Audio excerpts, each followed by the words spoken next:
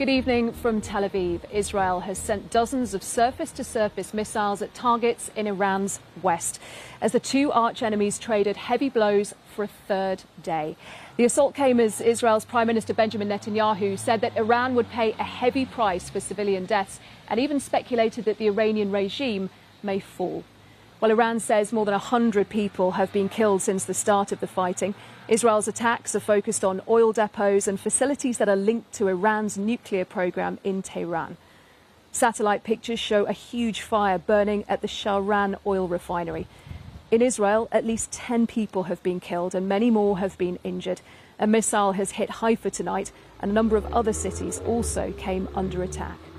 Well, Prime Minister Sir Keir Starmer has sent RAF fighter jets to Cyprus today, and earlier the Foreign Office advised against all travel to Israel. With the latest on the fighting, here's our Middle East correspondent, Lucy Williamson.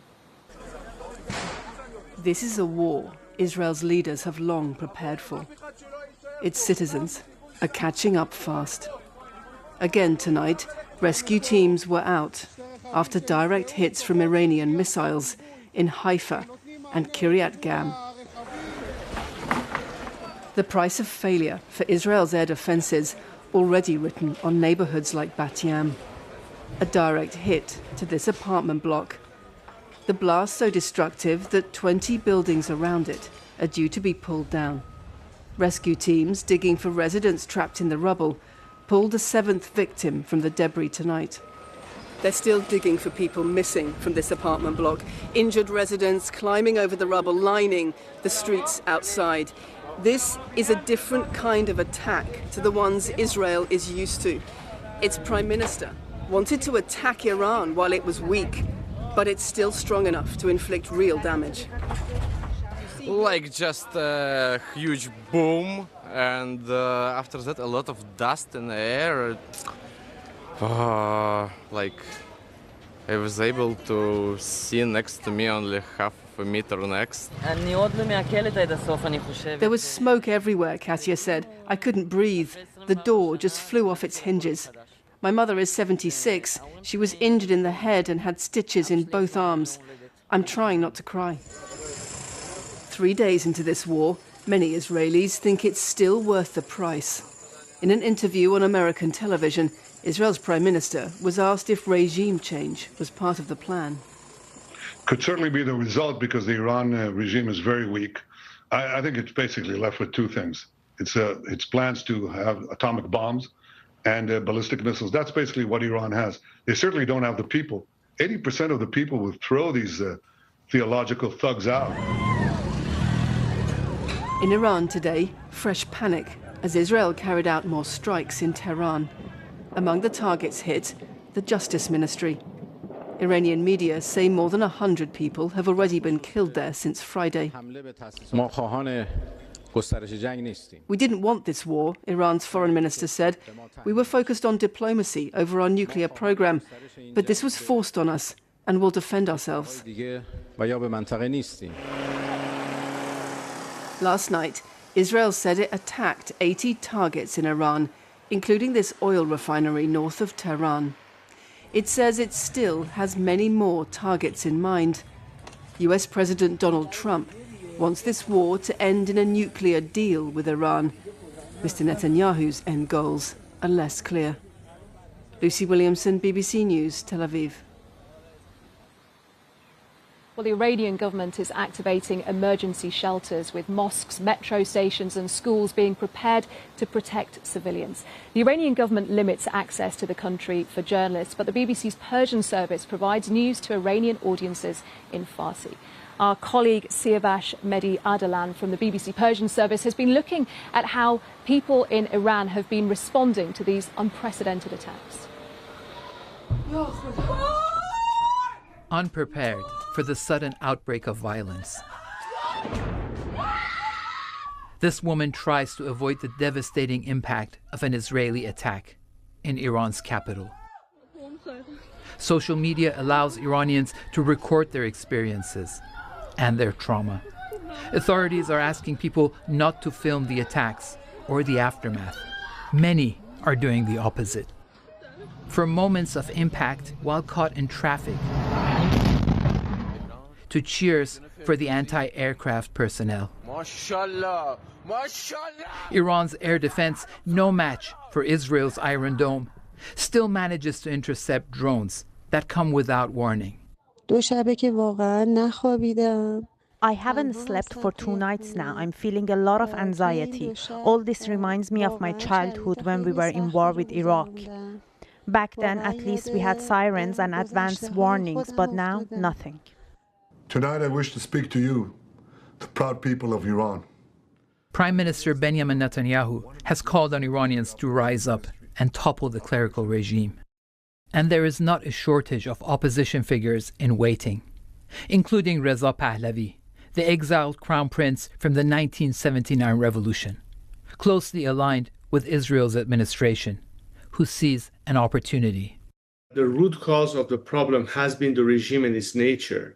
And the only solution ultimately that will benefit both the Iranian people as well as the free world is for this regime to no longer be there. I've been arguing this point from the very beginning, that the ultimate solution is regime change. Now we have an opportunity. Yet many Iranians critical of the regime do not see Israel as an ally. I'm not a supporter of the Iranian government, not at all. Really, I'm not. But in this situation, I feel a sense of unity among the people. We definitely won't back down against Israel. Whether friend or foe, Israel has woken Iranians up to the harsh reality of war. But the future of the clerical establishment has never been so uncertain. For the Iranian people, things will get more difficult before and if they get easier. Siavash Ardalan, BBC News. Well, this is a fast-moving story developing all the time. Let's speak to my colleague Lucy Williamson about what is happening tonight. Lucy, what can you tell us? What's the latest? Well, every night here there have been several sirens, several warnings of missiles. The missiles keep coming and some of them do get through. But Israel has now occupied Iranian airspace for almost 3 days, taking out a lot of its air defenses and targeting a long list of nuclear sites, military sites, ministries, energy facilities. Today it said it had killed the head of the intelligence for the Revolutionary Guards, Mohammad Kazemi.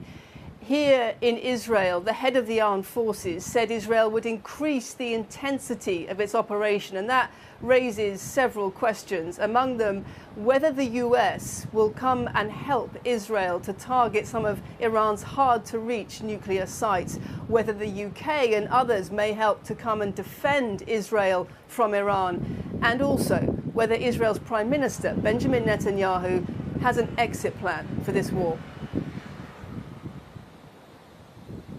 Lucy, thank you. Well, as we heard earlier, the Prime Minister, Sir Keir Starmer, said today that RAF fighter jets will be sent here to the Middle East to protect British interests in the region. But what are they and where are they? Joe Inwood explains. Now, it may not technically be in the Middle East, but RAF Akrotiri in Cyprus is the UK's most strategically important base in the region, and it's being reinforced. Now, the numbers haven't been made public, but they will include Eurofighter Typhoons and Voyager refuelling aircraft. Royal Air Force Akrotiri is a critical forward deployable base to the UK. It's about 330 kilometres from Akrotiri through to Tel Aviv, so flight time not long at all. It allows the UK to project power and influence within the region. But it's not the only UK presence in the Middle East. As well as the RAF base in Akrotiri, there are also 2 army battalions at another base in Cyprus. The UK also has a naval base in Bahrain with 4 mine clearance vessels and a Type 23 frigate. Also, the HMS Prince of Wales carrier group has just passed through the region and is still nearby. Also, there are special forces, although their locations are a secret. Now, the Prime Minister insisted the reinforcements in Akrotiri were for contingency support, but the government's refused to say whether it might, as it did last year, help protect Israel from incoming Iranian attacks. Now, Iran has said that if they do that, UK bases could well be a target, and they would be vulnerable. For the UK, there would be a considerable risk for its facilities that were within range of Iranian weapons. As I mentioned, the UK doesn't really have much in the way of ballistic missile defence itself. But for now, the message coming from the UK government is for de-escalation. They say that these reinforcements are to protect existing assets that could well be vulnerable in an increasingly unstable region. Well, tonight, President Trump has called on the two sides to reach an agreement and even suggested that a peace deal may be within sight. It's also emerged tonight that he rejected a recent Israeli plan to try and kill Iran's supreme leader, Ayatollah Ali Khamenei. That has come from three senior US officials who've been speaking to our US partner, CBS News. Donald Trump at the moment is on his way to Canada to take part in the meeting of G7 nations that's happening, and our North America editor, Sarah Smith, is there. Sarah, what do we know about this assassination plan? Well, it is being reported that when this was put to Donald Trump, the idea of trying to kill the Ayatollah, he flatly vetoed it. And senior administration official has described the thinking this way, saying, have the Iranians killed a single American yet? No. Well, until they do, we are not even talking about going after the political leadership. So that was very clear. I mean, America is involved in this conflict to an extent because they're helping to defend Israel. They have been shooting down missiles that have been aimed at Israel. But today, Donald Trump has been at pains to stress that America is definitely not involved in the attacks on Iran. Now, there are people in Iran who frankly do not believe that, and he had one very clear message, though, about trying to involve the United States, saying if we are attacked in any way, shape or form, the full might of the US armed forces will come down on you at levels never seen before. So he is very eager to warn off Iran from trying to involve America in this conflict. And of course, when all the G7 leaders come here in Canada, that's what they're going to want to talk about, de-escalating this conflict, making sure it doesn't spread more widely through the region. And Donald Trump does seem to be remarkably optimistic about the idea of getting a peace deal done. He says it won't be difficult, it would be fairly easy to resolve this conflict. And he even seems confident that talks can go on that were happening between America and Iran about trying to stop Iran ever developing a nuclear weapon. They were called off today when Iran pulled out. But Donald Trump's view is that what's happening now, the conflict, actually might make a deal come quicker, he says. Sarah, thank you. Well, it is at this time of night, it's after midnight now here in Israel, that people both here and in Iran start to brace themselves. They've seen heavy attacks for the last 3 nights. There's no reason to believe that tonight is going to be any different, particularly when you hear that international diplomacy doesn't seem to be having any impact